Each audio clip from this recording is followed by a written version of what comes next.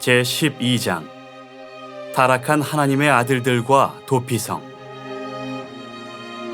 신구약 성경 중에는 하늘나라의 성민들을 여러 모양의 명칭으로 기록해 놓았다.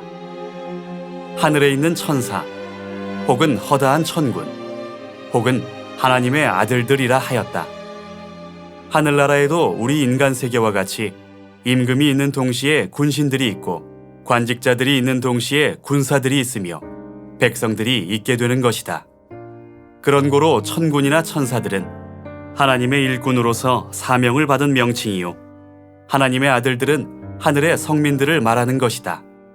그렇다고 해서 천군 천사들이 하나님의 아들들과 다른 것이 아니라 다 같이 하나님의 산기운으로 지음을 받았으므로 동등한 입장에 있는 것이다. 그렇기 때문에 우리도 부활할 때에는 천사와 동등한 입장에 서 있게 되는 것이다. 기록한 바 누가복음 20장 36절. 저희는 다시 죽을 수도 없나니 이는 천사와 동등이요 부활의 자녀로서 하나님의 자녀임이니라 하시었다. 그러나 이렇게 귀중한 신령들이 사단의 미혹으로 말미암아 범죄하고 미결소인 도피성에 와서 하나님의 은혜를 바라고 있다. 도피성이라 함은 모세율법의 이스라엘 12지파 중에 6개의 도피성이 있는데 부지 중에 살인한 자들을 도피하게 하여 보수자의 손에 죽임을 당하지 않게 하신 곳이다. 서로 싸우는 중에 한 사람이 맞아 죽으면 반드시 살인죄를 당하게 되는 법이지만 피차 혐의나 유감이 없이 부지 중에 살인을 하게 된 사람은 보수자의 손에 잡히기 전에 도피성으로 피신하면 생명을 보존할 수 있었다. 그러나 살인자가 아무리 도피성에 피신했다 하더라도 조사를 철저히 해서 죄가 명백히 드러날 때에는 도피성의 장로에게 연락하여 잡아내어 처형을 받게 하였다. 그리고 도피성에 도피한 사람들이 어느 때까지 도피성에 머물러 있게 되느냐 하면 기름 부음을 받은 거룩한 대제사장이 죽기까지이니 그 후에 도피성에서 해방을 받아 고향으로 갈 수 있는 것이다. 이 고향이 영적으로 본다면 하늘나라를 가리키는 것이다. 모세율법에 이와 같은 법을 세워놓으신 것은 하늘에서 이루어진 참것의 그림자로 보여준 것이다. 우리는 하늘 본향에서 사단의 꿰매 빠져 알지 못하는 순간에 범죄하고 이 죄악 세상, 즉 도피성으로 피신한 하나님의 아들들이다. 이 도피성에 내려와 있는 하나님의 아들들인 우리가 모세율법의 도피성 이치와 같이 기름 부음을 받은 거룩한 대제사장 예수 그리스도께서 죽으심으로 도피성에서 해방을 받아 다시 하늘 본향에 돌아갈 수 있는 것을 진리로 보여주신 것이다. 그러나 인간으로 태어난 사람들 중에 구원받지 못한 영혼들은 전 세상에서 이미 사단의 사자로 결정된 타락한 신령들이라는 것이 증명되며 그들은 사단과 연합하여 하나님의 백성을 괴롭게 하는 사단의 사자 역할을 하게 될 것이다. 기록하였으되 고린도후서 11장 14절. 이것이 이상한 일이 아니라 사단도 자기를 광명의 천사로 가장하나니 그러므로 사단의 일꾼들도 자기를 의의 일꾼으로 가장하는 것이 또한 큰 일이 아니라 하였다. 이 말씀은 타락한 천사나 하나님의 아들들 중에도 이미 사단의 수하에 든 신령들이 인간으로 태어나서 그리스도인의 행동을 한다는 말이다. 그 외에 무수한 신령들이 있다 하더라도 죄가 이미 완전히 드러난 신령들은 인간으로 태어나 보지도 못하고 마지막 심판의 때까지 사단의 사자로 복음 사업을 반대하는 일에 활동할 것이다. 그리고 전 세상에 대하여 에스겔 선지자는 두로 왕이 이 세상에 태어나기 전 하늘나라에 있을 때의 상태를 다음과 같이 기록하였다. 에스겔 28장 12절. 인자야, 두로 왕을 위하여 애가를 지어 그에게 이르기를 주 여호와의 말씀에 너는 완전한 인이었고 지혜가 충족하며 온전히 아름다웠도다.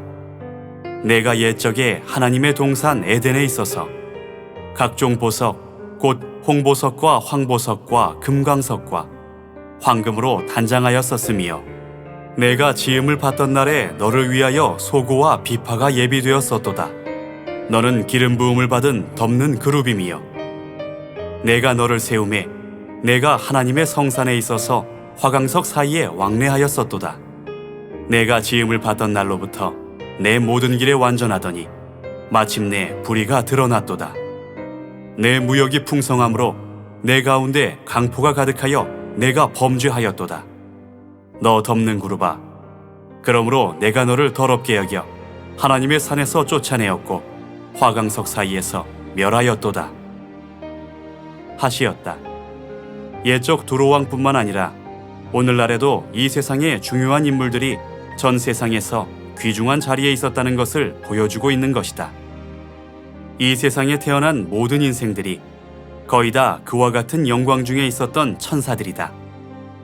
혹은 성경을 곡해하는 사람들이 있어 말하기를 사람은 천사보다 조금 못하게 지음을 받았다고 한다.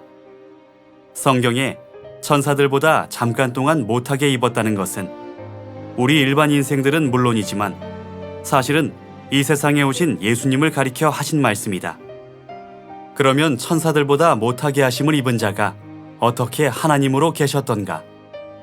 그러나 인자를 천사보다 잠깐 동안 못하게 하심은 신성이 죄인의 형체인 육체를 쓰고 계시는 동안 해당된 말씀이다.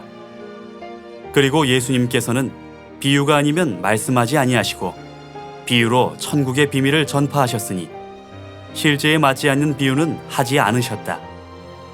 천사 세계의 오묘한 이치를 다음과 같이 비유로 말씀하셨다. 누가복음 15장 4절. 너희 중에 어느 사람이 양 100마리가 있는데 그 중에 하나를 잃으면 99마리를 들에 두고 그 잃은 것을 찾도록 찾아다니지 아니하느냐. 또 찾은즉 즐거워 어깨에 메고 집에 와서 그 벗과 이웃을 불러 모으고 말하되 나와 함께 즐기자. 나의 잃은 양을 찾았노라 하리라. 내가 너희에게 이르노니 이와 같이 죄인 하나가 회개하면 하늘에서는 회개할 것 없는 의인 99을 인하여 기뻐하는 것보다 더하리라 하시었으며 또한 누가복음 19장 10절. 인자에 온 것은 잃어버린 자를 찾아 구원하려 함이니라 하셨으니 전 세상에서부터 이 세상과 후 세상이 관련된 비유가 아니고 무엇이겠는가? 예수께서 말씀하신 모든 비유는 지나간 일이나 장차 당할 일에 대한 오묘한 하나님의 비밀이 들어있는 중요한 문제이다. 기록한 바 마태복음 13장 10절. 예수께서 이 모든 것을 무리에게 비유로 말씀하시고 비유가 아니면 아무것도 말씀하지 아니하셨으니 이는 선지자로 말씀하신 바 내가 입을 열어 비유로 말하고 창세부터 감추인 것들을 드러내리라 함을 이루려 하심이니라 하시었다. 그러므로 예수님이 하신 모든 비유는 창세부터 감추인 비밀을 드러내신 것이다.